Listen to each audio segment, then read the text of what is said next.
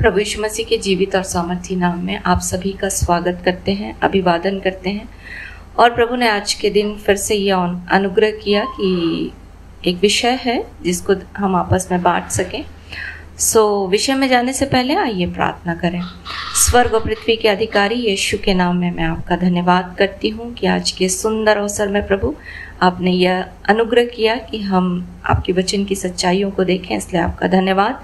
आज के इस दिन में प्रभु फिर से आपके उस पवित्र और जीवित नाम को धन्य कहते हैं, क्योंकि आप परम धन्य, अद्वैत अधिपति, सारी अमरता आप में है। आप अगम्य ज्योति में रहते हैं, आपको कभी किसी मनुष्य ने नहीं देखा और ना देख सकता है। प्रतिष्ठा और राज्य युगान युग आपकी है, इसलिए हम आपका धन्यवाद करते हैं, धन्यवाद देते हैं यीशु के नाम के लिए जो सब नामों में ऊंचा है। आपका वचन कहता है कि वह अदृश्य परमेश्वर का प्रतिरूप है, सारी सृष्टि में पहला उठाए। सारी वस्तुएं, चाहे स्वर्ग की, पृथ्वी की, देखी अनदेखी, प्रधानता, अधिकार, प्रभुता और सामर्थ, सारी वस्तुएं उसी के द्वारा और उसी के लिए सृजी गई हैं। वह सब वस्तुओं में प्रथम है, सारी वस्तुएं उसी में स्थिर है। वह देह अर्थात कलीसिया का सिर है, आदि है, मरे वो में से जी उठने वालों में पहला उठाए।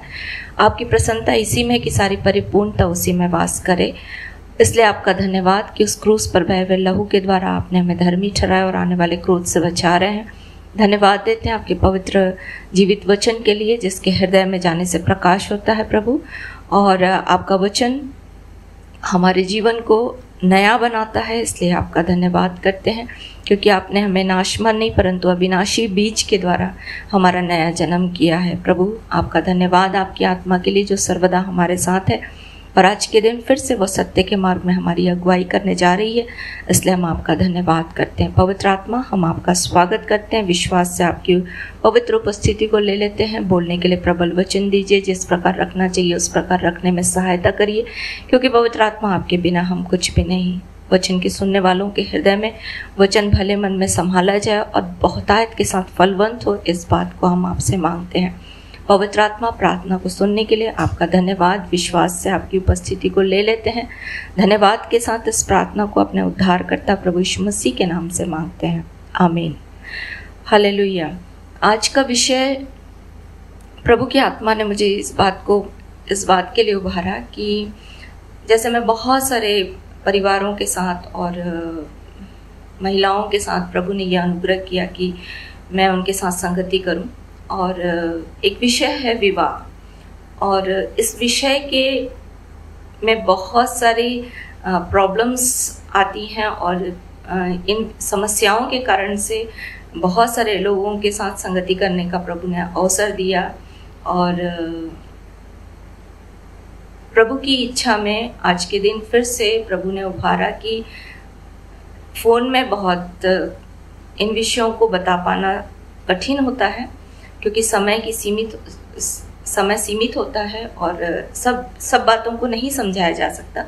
इसलिए प्रभु ने आत्मा में उभारा कि इस विषय को लेकर के हम इस सीरीज को तैयार करें, ताकि बहुत सारे परिवार जिनके जीवन में समस्याएं हैं, परेशानी हैं और जो टूटने के कगार पे हैं या टूट चुके हैं, वो फिर से जुड़ने पाए, क्योंकि हमारा परमेश्वर बनाने वाला परमेश्वर है। इसलिए आइए इस विषय को देखें कि विवाह क्यों, विवाह की इम्पोर्टेंस क्या है, विवाह का महत्वता क्या है, और परमेश्वर क्यों इस विषय के लिए, इस बात के लिए परमेश्वर के वचन में बहुत स्पष्टता से परमेश्वर ने दिखाया है, बताया है कि परमेश्वर की सिद्ध इच्छा क्या है। तो सर्वप्रथम इस बात को हम देखते हैं कि विवाह जो है वो परमेश्वर की नज़र में आदर के योग्य बात है। यदि हम इब्रानियों की पुस्तक उसका 13 अध्याय, इब्रानियों की पुस्तक उसका 13 अध्याय, उसका जब 5 वचन पढ़ते हैं, 4 वचन से मैं पढ़ती हूँ। विवाह सब में आदर की बात समझी जाए, और विवाह बिछौना निष्कलंक रहे, क्योंकि परमेश्वर व्यभिचारियों और परस्त्रीगामियों का न्याय करेगा। तुम्हारा स्वभाव लोभ रहित और जो तुम्हारे पास है उसी में संतोष करो, क्योंकि उसने आप ही कहा है कि मैं तुझे कभी ना छोड़ूंगा और न कभी त्यागूंगा। तो परमेश्वर का वचन इस बात को बता रहा है कि विवाह जो है परमेश्वर की नज़र में सबसे ज़्यादा आदर की बात समझी जाए। क्यों समझी जाए? क्योंकि परमेश्वर डिवोर्स और सेपरेशन इससे परमेश्वर घृणा करता है। यदि हम मलाकी की किताब उसका 2 अध्याय, मलाकी की पुस्तक उसका 2 अध्याय, मलाकी चैप्टर 2 वर्स 15 से यदि मैं पढ़ूं तो वहां पर लिखता है कि क्या उसने एक ही को नहीं बनाया जबकि और आत्माएं उसके पास थी, और एक ही को क्यों बनाया? प्रश्न कर रहा है, एक ही को क्यों बनाया? इसलिए कि वह परमेश्वर की योग्य संतान चाहता है। इसलिए तुम अपनी आत्मा के विषय में चौकस रहो और तुम में से कोई अपनी जवानी की स्त्री से विश्वासघात न करे, क्योंकि इस्राएल का परमेश्वर यह कहता है कि मैं स्त्री त्याग से घृणा करता हूँ। जो सेपरेशन है, जो अलगाव है, उससे परमेश्वर घृणा करता है। इसलिए परमेश्वर इस विवाह की प्रक्रिया को, इस विवाह को परमेश्वर जो है वो आदर की बात समझता है। इसका एक कारण ये है कि उत्पत्ति 2 अध्याय जब हम देखते हैं, उत्पत्ति 2 अध्याय में परमेश्वर ने आदम के लिए कहा कि आदम का अकेला रहना अच्छा नहीं है। और जब हम 21 पद पढ़ते हैं, 2 का 21, जेनेसिस चैप्टर 2 वर्स 21, तब यहोवा परमेश्वर ने आदम को भारी नींद में डाल दिया, और जब वो सो गया तब उसने उसकी एक पसली निकालकर उसकी जगह मांस भर दिया, और यहोवा परमेश्वर ने उस पसली को जो उसने आदम से निकाली थी स्त्री बना दिया और उसको आदम के पास ले आया। तब आदम ने कहा कि यह मेरी हड्डी में की हड्डी और मेरे मांस में का मांस है, इसलिए इसका नाम नारी होगा, क्योंकि यह नर में से निकाली गई है। इस कारण पुरुष अपने माता पिता को छोड़कर अपनी पत्नी से मिला रहेगा और वे दोनों एक तन होंगे, एक तन बने रहेंगे। तो कितना सुंदर अवसर होगा वो समय जब परमेश्वर आदम को सुला के गहरी नींद में डाल करके उसके पास उसकी पसली को निकाला, और पसली को निकाल करके उसने स्त्री की रचना की, और स्त्री की रचना करके वो परमेश्वर जो है वो आदम के पास उसको ले आया। जब मैं इस विषय को सोचती हूँ कि कितना अद्भुत क्षण रहा होगा जब आदम के पास परमेश्वर लेकर आया। इसलिए ये विवाह जो है परमेश्वर की नज़र में, परमेश्वर की दृष्टि में ये अनमोल है, ये आदर की योग्य है, क्योंकि स्वयं परमेश्वर इस बात की इच्छा रखता है कि पति पत्नी एक हो। उस अकेले आदम के अकेले रहने के कारण से परमेश्वर ने इस बात को कहा कि ये अच्छा नहीं है कि आदम अकेला रहे, और इसलिए परमेश्वर ने उसको एक सहायिका दी जो उससे मेल खाए। तो परमेश्वर की इच्छा में ये बात है कि पुरुष अकेला ना रहे, और स्त्री को उसके साथ उसने जोड़ा, और स्वयं परमेश्वर आदम के पास स्त्री को लेकर आया। तो पहला विवाह जो था वो परमेश्वर ने स्वयं आदम और हवा का रचा, और इसलिए परमेश्वर जिस बात को स्वयं करता है इसलिए वो इतना महत्वपूर्ण है, और इसलिए परमेश्वर उसको चाहता है कि हमारी नज़र में भी हम उसको रिस्पेक्ट दें। ये ऐसा नहीं है कि एक दिन हमने लड़के ने लड़की को पसंद किया, माता पिता की सहमति हुई और एक दिन निर्धारित हुआ, और उस निर्धारण के दिन में जो समाज के सामने और लोगों के सामने आके खड़े हो गए, और कुछ वाचाओं को हमने आपस में बांध दिया जिसमें परमेश्वर का जन्म भी हो, और हमने वाचा को बांध लिया और विवाह संपन्न हो गया। और उसके बाद वो जो वाचा है, वो जो प्रतिज्ञाएं जो समाज के सामने खड़े होकर के या लोगों के सामने खड़े होकर के या और परमेश्वर के जन के द्वारा जो दिलाए जाने की प्रक्रिया होती है, उसको करने के बाद हम सब चीज़ों को भूल जाएं और ये फिर हमारे लिए एक सामान्य सी बात हो। ये नहीं है परमेश्वर की इच्छा।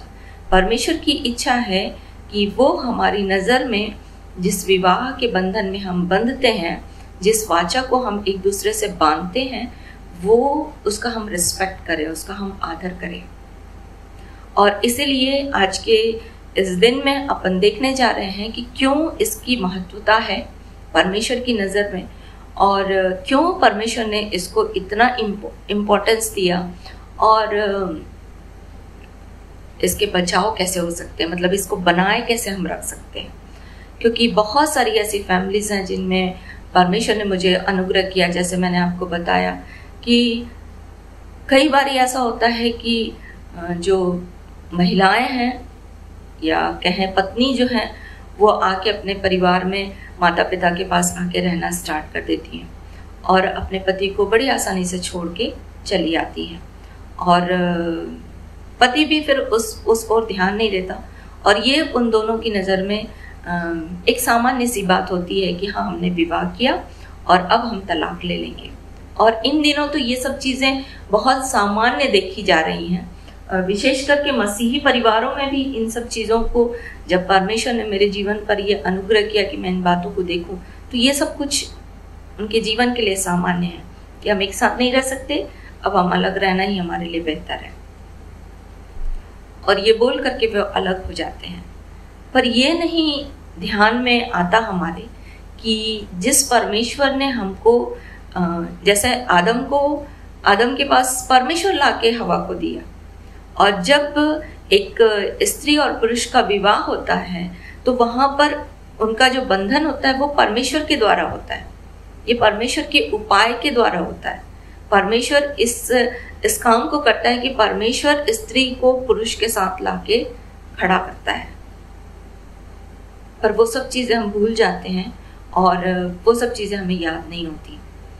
इसलिए आज अपन देखने जा रहे हैं कि परमेश्वर का वचन इस विषय में क्यों बोलता है, क्यों परमेश्वर की इच्छा है कि मनुष्य अकेला ना रहे। जैसा परमेश्वर का वचन बोलता है, यदि हम जैसा हमने जेनेसिस चैप्टर 2 वर्स 21 में पढ़ा कि पर स्वयं परमेश्वर आदम के पास हवा को लेकर आया। इसमें एक बड़ी योजना है। योजना ऐसी है कि परमेश्वर का वचन बोलता है, यदि हम व्यवस्था विवरण उसका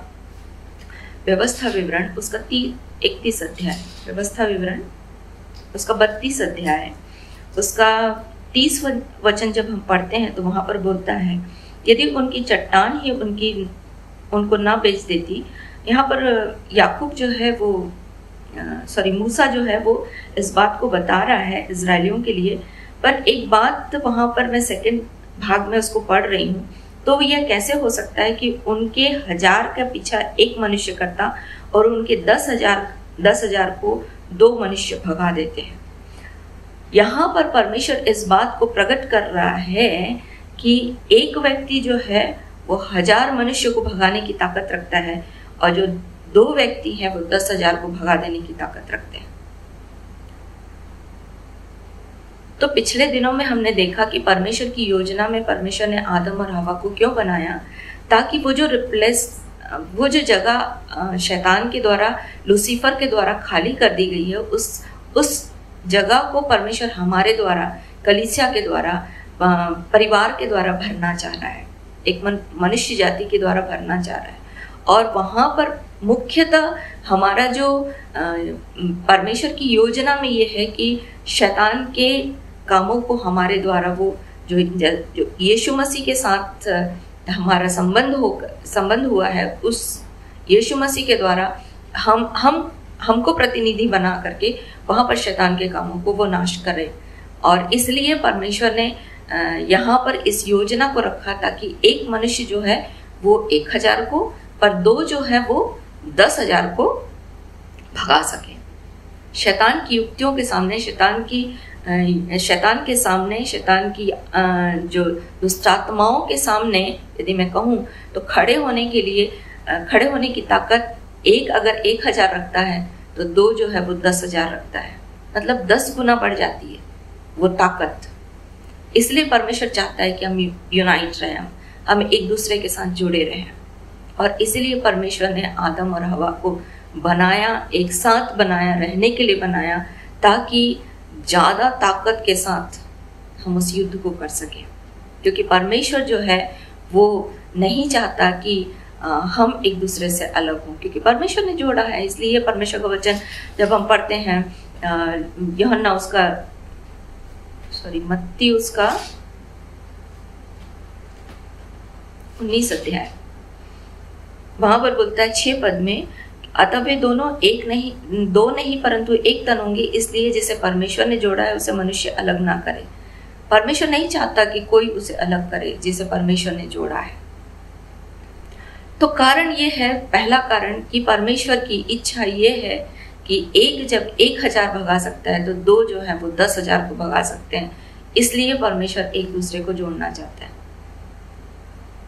और इसलिए सबोपदेशक उसका 4 अध्याय 12 पद बोलता है, सबोपदेशक उसका 4 अध्याय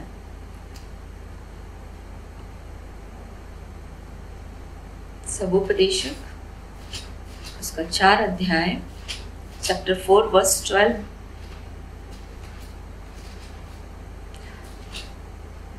यदि कोई अकेले पर प्रबल हो तो हो, परंतु 2 उसका सामना कर सकेंगे।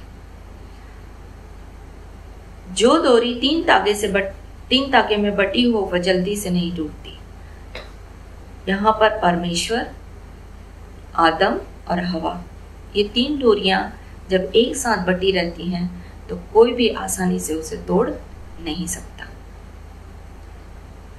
तो परमेश्वर की इच्छा ये है, सबसे पहली बात हमने देखा कि हम शैतान के पास खड़े होने की ताकत रखते हैं, इसलिए शैतान नहीं चाहता कि हम एक साथ रहें। तो हर एक वो परिवार, हर एक वो स्त्री पुरुष जो विवाह के बंधन में जुड़ चुका है या जुड़ने जा रहा है, उसे इस बात को जानना अत्यंत आवश्यक है कि उसके जुड़ने के द्वारा, उसके विवाह के संबंध में ये जो वाचाएं हम एक दूसरे के साथ बांधते हैं, उसके द्वारा हम परमेश्वर की ताकत को इस पृथ्वी पर और मजबूती के साथ दिखा सकते हैं शैतान के कामों के सामने, शैतान के कामों को नाश करने के लिए। इसलिए तो परमेश्वर का वचन बोलता है ना, रोमियो की पत्री उसका 16 अध्याय 20 वचन की शांति का परमेश्वर आप तुम्हारे पैरों तले शैतान को कुचलवाने पर है, कुचलवा देगा। तो परमेश्वर की इसलिए इच्छा है कि विवाह जो है वो आदर की योग्य बात समझी जाए, और परमेश्वर सेपरेशन बिल्कुल नहीं पसंद करता। इसलिए मलाकी जब हम पढ़ रहे थे तो वहां पर कहता है, मलाकी 2 अध्याय 15 पद से जब हम पढ़ रहे थे, मलाकी की पुस्तक उसका 2 अध्याय, मलाकी 2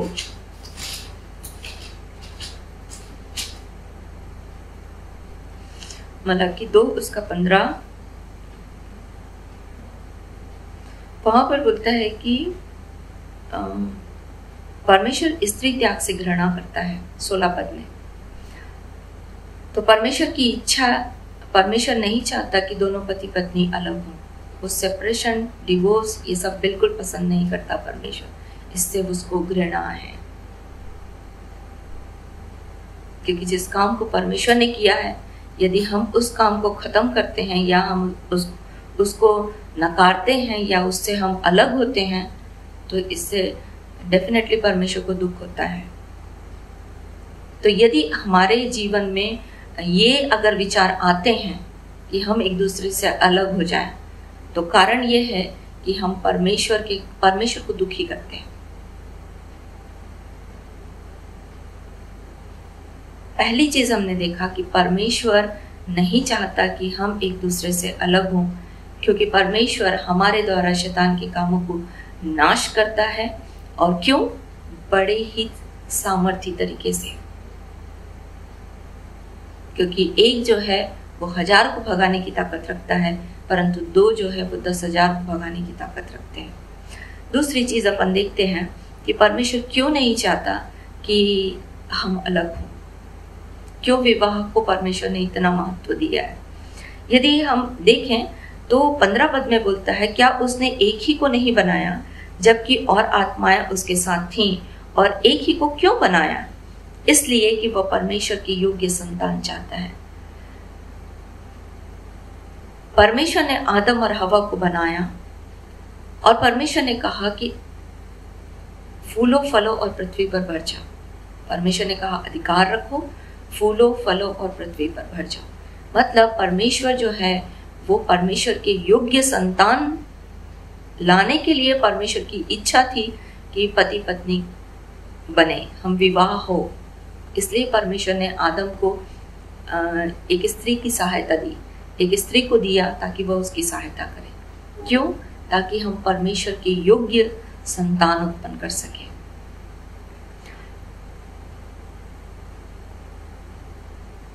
परमेश्वर की इच्छा के अनुसार चलने वाला व्यक्ति हमारे जीवन से उत्पन्न हो, हम उसको इस पृथ्वी पर ला सके। और वही चीज पर शैतान नहीं चाहता, इसलिए तो अलगाव लाता है विवाह के जीवन में, ताकि हमारे बच्चे जो हैं वो परमेश्वर के लिए खड़े ना हो सके। यदि मैं अगर आपको बता रही हूं तो ये बहुत ही नॉर्मल लग रहा है, सामान्य लग रहा है, पर यदि आप आत्मा की धरातल पे इसको जब आप बैठ करके इस विषय को मनन करेंगे, तब आपको ये समझ में आएगा कि ये कितना महत्वपूर्ण है कि आपके और मेरे द्वारा परमेश्वर अपनी कितनी बड़ी योजना को पूरी करना चाहता है। अपनी सेना को तैयार करने के लिए परमेश्वर जो है एक विवाह के इस रिवाज को परमेश्वर ने शुरुआत का आरंभ किया, ताकि परमेश्वर की एक बड़ी सेना खड़ी हो जाए। तो पहली चीज हमने देखा कि परमेश्वर की इच्छा में परमेश्वर चाहता है कि हम एक दूसरे से जुड़े रहें, ताकि एक 1,000 को 2 10,000 को भगा सके। दूसरी चीज हमने देखा कि परमेश्वर चाहता है कि हम उसके योग्य संतान को उत्पन्न करें, इसलिए परमेश्वर ने विवाह रखा है। तीसरी बात जब हम देखते हैं तो वहां पर बोलता है, यदि आप आगे पढ़ेंगे तो इसलिए कि परमेश्वर की योग्य संतान चाहता है, इसलिए तुम अपनी आत्मा के विषय में चौकस रहो और तुम में से कोई अपनी जवानी की स्त्री से विश्वासघात न करे, क्योंकि इज़राइल का परमेश्वर यहोवा यह कहता है कि मैं स्त्री त्याग से घृणा करता हूँ और उससे भी जो अपने वस्त्र को उपद्रव से ढांपता है। इसलिए तुम अपनी आत्मा के विषय में चौकस रहो। आपको मालूम जो विवाह है, यदि मैं आपके सामने पढ़ती हूँ मत्ती उसका 19 अध्याय, प्रभु यीशु मसीह ने एक बात कही, मत्ती उसका 19 अध्याय,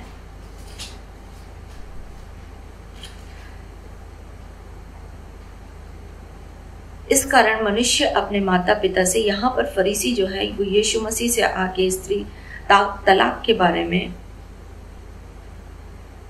पूछ रहे थे, और इसलिए प्रभु यीशु मसीह ने 5 पद से कहा कि इस कारण मनुष्य अपने माता पिता से अलग होकर अपनी पत्नी के साथ रहेगा कि वे दोनों एक तन होंगे। अतः वे दोनों दो नहीं परंतु एक तन हैं। इसलिए जिसे परमेश्वर ने जोड़ा है उसे मनुष्य अलग ना करे।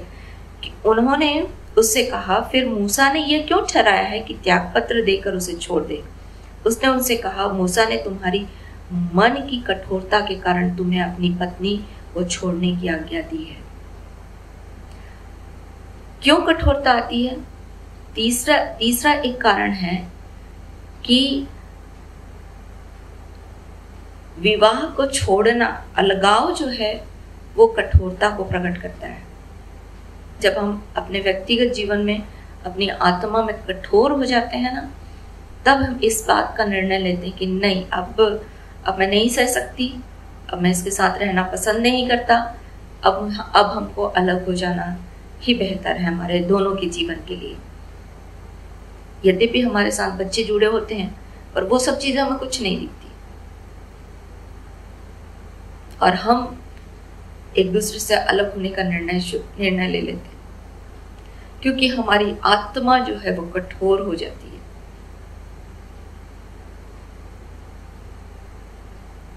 क्योंकि परमेश्वर का वचन बोलता है कि यदि तुम आज उसका शब्द सुनो तो अपने अपने मन को कठोर ना करो। परमेश्वर इस कठोरता से घृणा करता है। परमेश्वर नहीं चाहता कि जिस मनुष्य के अंदर में कठोरता है वो परमेश्वर से अलगाव को दिखाता है।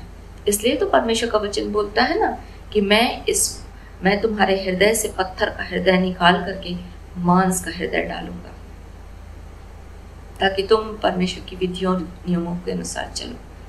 तो परमेश्वर पत्थर कठोरता को बिल्कुल भी पसंद नहीं करता।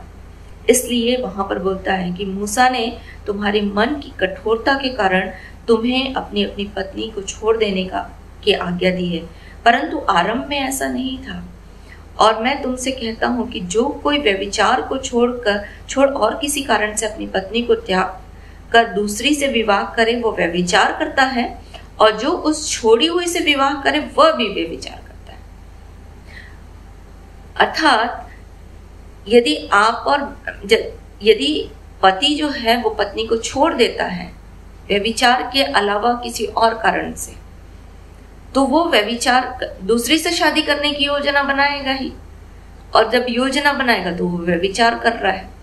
और जो उसको जिस पत्नी को उसने छोड़ दिया है उस छोड़ी हुई स्त्री से जो शादी करेगा वो भी व्यभिचार करता है। इसका मतलब कि हम अपने आप को शैतान के लिए द्वार खोल करके व्यभिचार का काम करने के लिए हम अपने आप को सुपुर्द कर देते हैं शैतान के हाथ में। हम गेट खोल देते हैं व्यभिचार के लिए। इसलिए परमेश्वर नहीं चाहता कि मनुष्य अलग हो, क्योंकि हम फिर पाप में दलदल में फंस जाते हैं। और इसलिए ये केवल छोड़ देने के कारण से नहीं है, ये आत्मा में ये चीजें होती हैं। इसलिए तो यीशु मसीह ने मत्ती उसके 5 अध्याय में कहा, मैथ्यू चैप्टर 5 उसका 27 वचन से जब हम पढ़ेंगे तो बोलता है, तुम सुन चुके हो कि कहा गया था व्यभिचार न करना, परंतु मैं तुमसे यह कहता हूं कि जो कोई किसी स्त्री पर कुदृष्टि डाले वो अपने मन में उससे व्यभिचार कर चुका। अंदर हृदय में यदि हम कुदृष्टि डालते हैं तो भी व्यभिचार हो जाता है। मतलब जो दूषित होता है वो क्या होता है? हमारी आत्मा दूषित होती है, क्योंकि परमेश्वर का वचन इस बात को बोलता है। यदि हम मरकुस उसका 7 अध्याय जब हम पढ़ते हैं, मरकुस उसका 7 अध्याय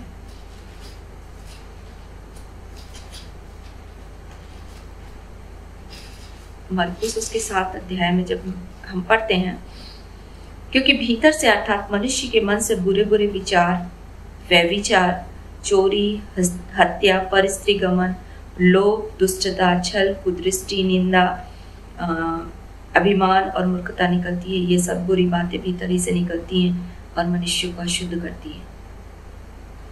हम अंदर से अशुद्ध होते हैं यदि हम एक दूसरे से अलग होने का निर्णय लेते हैं। और इसीलिए परमेश्वर स्त्री त्याग से घृणा करता है। यहां पर दोनों के लिए है। परमेश्वर के वचन ने स्त्री के लिए कहा है, पर यदि स्त्री अगर पुरुष को छोड़ती है व्यभिचार के अलावा किसी और कारण से, तो वो भी परमेश्वर को घृणित लगता है, क्योंकि परमेश्वर नहीं चाहता कि हम एक दूसरे से अलग हों।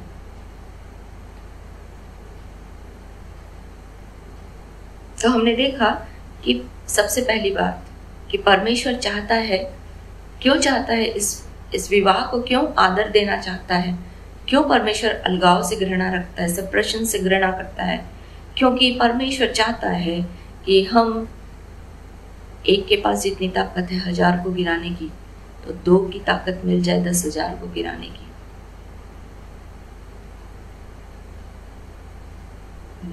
दूसरा हमने देखा कि परमेश्वर के योग्य संतान उत्पन्न करना।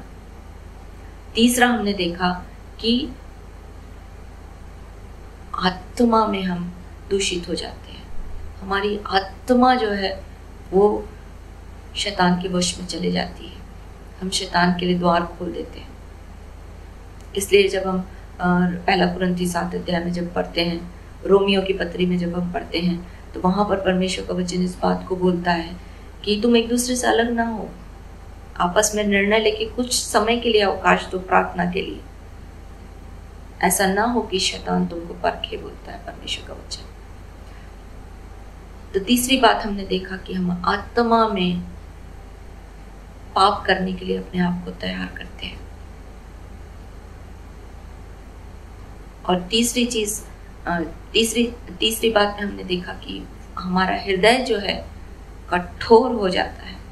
इसके कारण से परमेश्वर का आत्मा कहता है कि हम अपनी आत्मा के विषय में चौकस रहें, कि हम कठोर ना हो और हम व्यभिचार में न फंसे, ताकि शैतान हमको परखे। और यहाँ पर जो बात बोल रहा है मूसा के बारे में, तो यदि हम पढ़ेंगे निर्गमन की किताब, व्यवस्था विवरण उसका 24 अध्याय, यहाँ पर परमेश्वर का वचन इस प्रकार कहता है कि यदि कोई पुरुष किसी स्त्री से विवाह कर ले और उसके बाद उसमें कुछ लज्जा की बात पाकर उससे अप्रसन्न हो और वह उसके लिए त्यागपत्र लिखकर उसके हाथ में देकर उसको अपने घर से निकाल दे, और जब वह उसके घर से निकल जाए तब दूसरे पुरुष की हो सकती है।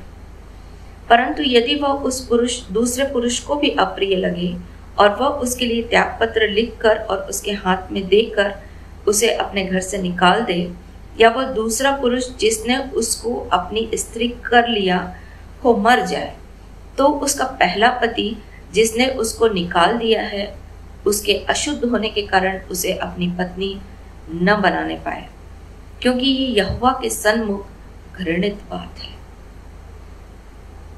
फिर से मैं कहूंगी कि अलगाव जो है, या अलग पति पत्नी का अलग होना, या विवाह का टूटना परमेश्वर को बिल्कुल भी पसंद नहीं है। ये परमेश्वर के सन्मुख में घृणित बात है। पर उससे भी भयानक जो बात है, यदि हम उसके आगे पढ़ें तो वहां पर बोलता है, इस प्रकार तू उस देश को जिसे तेरा परमेश्वर यहोवा तेरा भाग करके तुझे देता है पापी बनाता है। मतलब कि आपके और मेरे अलगाव से हम सोचते हैं कि कुछ समय की शांति मिल जाएगी हमको, पर हम ये नहीं जानते कि हमारे कारण से ये जो पृथ्वी है वो पापी हो रही है। जिस पृथ्वी पर आपको और मेरे को परमेश्वर ने रहने के लिए जगह दी है, हमें तैयार किया है कि हम इस पृथ्वी में रहें। और इसलिए परमेश्वर का वचन होता है ना कि सृष्टि भी आशा भरी दृष्टि से अपने पुत्रों के प्रकट होने की बाट जोती है। रोमियो की पत्री 8 अध्याय। परमेश्वर के पुत्रों की बाट जो रही है, जो सृष्टि वो पापी बनती है पति पत्नी के जीवन के अलगाव के कारण से, पति पत्नी के बीच में व्यभिचार के कारण से। तो हमने देखा कि परमेश्वर की इच्छा है कि विवाह जो है वो आदर की बात समझी जाए। क्यों आदर की बात समझी जाए? क्योंकि परमेश्वर डिवोर्स से, परमेश्वर सेपरेशन से घृणा करता है। परमेश्वर ने स्वयं इसको प्रारंभ किया। परमेश्वर ने स्वयं आदम के सामने स्त्री को लाकर दिया। पहला विवाह जो था वो परमेश्वर ने किया, और इसलिए किया ताकि परमेश्वर के सामर्थ्य को वो स्त्री और पुरुष के द्वारा प्रकट कर सके। जैसे हमने देखा कि एक जो है वो 1000 को भगाएगा और 2 10,000 को भगाने की ताकत रखता है, और इसीलिए शैतान नहीं चाहता कि विवाह जो है वो बना रहे। आज संसार में यदि हम देखें तो सबसे ज्यादा समस्या शैतान को हमारे विवाह से है। वो इस बात को समझ रहा है, पर परमेश्वर के लोग इस बात को बिल्कुल भी नहीं समझ रहे। आपको पता, मैंने जब लोगों से संगति की, सिस्टर्स लोगों के साथ संगति करने का परमेश्वर ने अवसर दिया, तो वो कहती हैं कि हम तो प्रभु में चल रहे हैं, परंतु हमारे पति प्रभु में नहीं चल रहे। परिवारों में मैंने देखा है कि पत्नी के कारण से सारा प्रॉब्लम हो रहा है। अगर आप पुरुषों के साथ बैठे तो वो कहते हैं कि पत्नियों के कारण से सारी समस्या हो रही है हमारे पारिवारिक जीवन में, हमारे विवाह के जीवन में। तो हम एक दूसरे के ऊपर दोषारोपण कर रहे हैं, जो आरंभ से जैसा होता आया है। पर परमेश्वर का वचन इस बात को दिखाता है, समझाता है, बताता है कि शैतान इस बात को समझ रहा है कि आपके विवाह से उसको क्या नुकसान है। पर मनुष्य जिसका विवाह हो रहा है, जो परिवार जुड़ रहा है, उसे नहीं ये पता है कि वो क्यों परेशान हो रहा है शैतान, क्योंकि उसके द्वारा, उस पारिवारिक जीवन के द्वारा, उस विवाह के बंधन के द्वारा एक बड़ा काम परमेश्वर करने जा रहा है। वो काम ये है कि उसके द्वारा, उस परिवार के द्वारा परमेश्वर अपनी योजना को पूरी करना चाहता है। परमेश्वर अपने लिए संतान उत्पन्न करना चाहता है उस परिवार के द्वारा, उस विवाह के बंधन के बाद। और हमने देखा कि परमेश्वर इसलिए नहीं चाहता कि हम अलग हों, क्योंकि हमारी आत्मा में कठोरता आ जाती है और हम व्यभिचार करने के कारण से, व्यभिचार में फंसने के कारण से हम शैतान को अवसर दे देते हैं।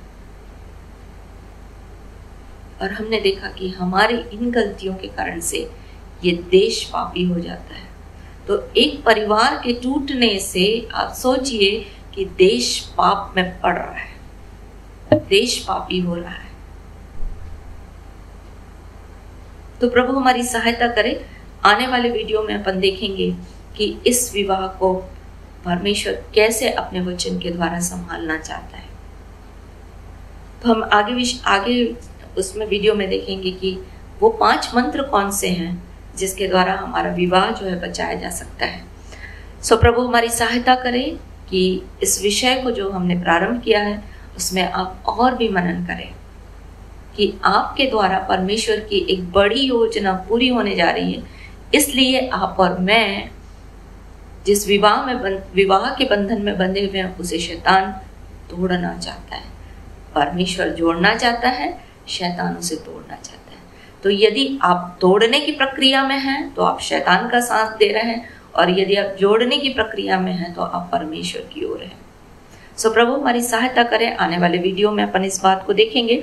आइए प्रार्थना करें। स्वर्ग और पृथ्वी के राजा, यीशु के नाम में मैं आपका धन्यवाद करती हूँ आपकी योजना को पूरी करने के लिए। जितने लोग प्रभु इस वीडियो को देख रहे हैं, देखने जा रहे हैं, उन सब के जीवन में प्रभु आपकी दया को चाहते हैं कि हर एक आपकी इच्छा को पूरी करने के लिए विवश हो जाए, ताकि आपका राज्य आए, आपकी इच्छा पूरी हो और आपका नाम पवित्र माना जाए।